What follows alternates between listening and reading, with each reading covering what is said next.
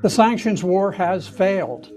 The entire financial might of the Western world was unleashed against Russia. The Biden administration swore that the Russian ruble would be crushed into dust. They boasted of destroying the Russian economy and inspiring a revolution. They would create such hardships that Russia would revolt and overthrow their president. But today, the ruble is stronger than before the war.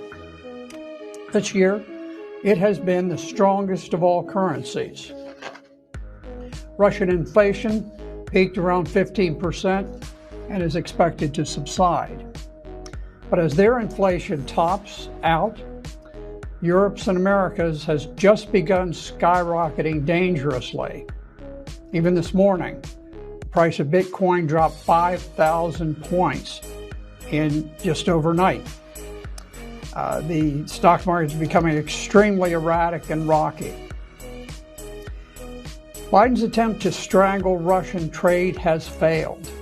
Far from blocking their trade with other nations, The Economist reports that Russia is generating a record trade surplus with $1 billion a day flowing in from oil and gas.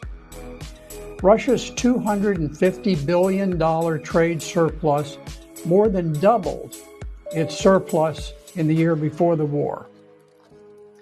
Despite sanctions, Russia has forged stronger ties with China, India, South Africa, Iran, Brazil, Saudi Arabia, all of which continue trading at enhanced levels with Russia. Important countries in the global south are refusing to obey Washington's order to impose sanctions. Independent countries fear the U.S., but they resent being told who they may and may not trade with. Dictating sanction policy to sovereign nations is diminishing the world's respect for America. From the outset of the war, Russians have never experienced shortages of food, housing, heating, fuel, or gasoline.